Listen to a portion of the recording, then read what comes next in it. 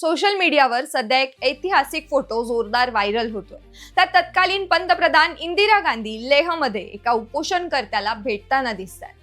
त्या उपोषणकर्ते होते लडाखचे नेते सोनम वांगचुक। हा फोटो आता पुन्हा चर्चेत आलाय कारण त्यांचा मुलगा सोनम वांगचुक सध्या दिल्लीत उपोषण करताना दिसताय। चला आज आपण सोनम वांगचुक यांच्याबद्दल सविस्तर जाणून घेऊया। सोनम वांगचुक हे लडाखचे एक अनुभवी आणि प्रभावशाली राजकीय नेते होते। ते लडाखच्या दुर्गम भागातून आलेले होते। ग्रामीण आणि साध्या आर्थिक परिस्थितीतून त्यांचा प्रवास सुरू झाला। त्यांच्या व्यक्तिगत शिक्षणाबद्दल सविस्तर सार्वजनिक माहिती उपलब्ध नाहीये, पण ते 1949 पासूनच लडाखमध्ये राजकीय क्षेत्रात सक्रिय झाले होते। त्यांच्या राजकीय कारकीर्द खूप महत्त्वाची होती।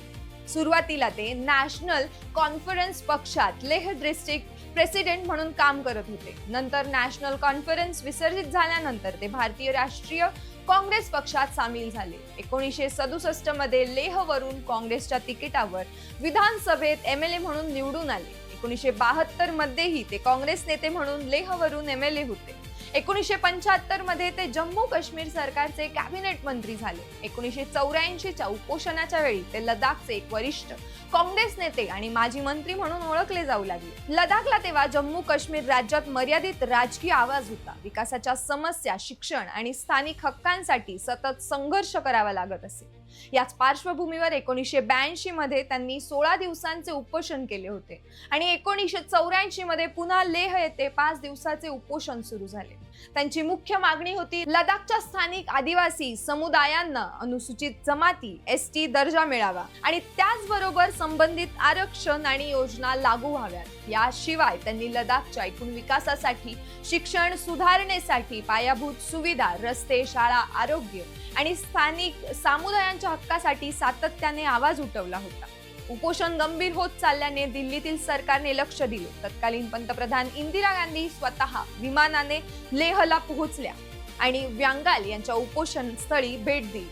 त्यांच्याच हाताने सॉफ्ट ड्रिंक्स आणि ज्यूस पाजून त्यांचे उपोषण मोडवले आणि आश्वासन दिले की केंद्र सरकार ही मागणी पूर्ण करेल। हे क्षण आजच्या व्हायरल फोटोजमध्ये कैद झाले। इंदिरा गांधींच्या या भेटीमुळे उपोषण संपले, पण आश्वासन पूर्ण होण्यासाठी आणखी काही वर्ष गेली। 1989 मध्ये राष्ट्रपतींनी विशेष आदेश काढून लडाखमधील 8 समुदायांना एसटी दर्जा दिला। ही लडाखच्या इतिहासातील एक महत्त्वाची घटना मानली जाते। सोनम वांगचुक यांचा मुलगा सोनम वांगचुक ते आज जगप्रसिद्ध इंजिनियर, शिक्षण सुधारक आणि पर्यावरण कार्यकर्ते। त्यांनी SECMOL स्थापन केली आणि आईस्टूपा सारख्या कल्पना आणल्या। आता ते लडाखसाठी 6 शेड्यूल अंतर्गत घटनात्मक संरक्षण आणि शिक्षण सुधारणांसाठी आंदोलन करतात। त्यांचे सध्याचे उपोषण चालू असताना वडिलांच्या 1984 च्या घटनेने पुन्हा लक्ष वेधले गेले। काँग्रेस पक्षानेही आता या आंदोलनाला पाठिंबा दर्शवलाय। सोनिया गांधी यांनी 1984 च्या घटनेचा उल्लेख करत पक्षाला सक्रिय भूमिका घेण्यास सांगितले। लडाख सारख्या दुर्गम भागात उपोषण करत असताना तत्कालीन पंतप्रधान इंदिरा गांधी स्वतः दिल्लीहून लेहला गेल्या होत्या आणि भेट देऊन आश्वासन दिले होते। मात्र आता सोनम वांगचुक दिल्लीतच उपोषण करत असताना सध्याचे पंतप्रधान नरेंद्र मोदी यांनी त्यांना भेट दिलेली नाहीये। त्यांच्या आरोग्याची स्थिती बिघडत असताना पोलिसांनी त्यांना रुग्णालयात हलवले, ज्याबाबत विरोधकांकडून जबरदस्तीचे आरोप केले जातात। हा 2 काळातील सरकारच्या प्रतिसादाचा फरक अनेकांना जाणवतो। मित्रांनो, हा इतिहास सांगतो की लडाख सारख्या दुर्गम भागातील मागण्या केंद्रापर्यंत पोहोचवण्यासाठी किती संघर्ष करावा लागतो।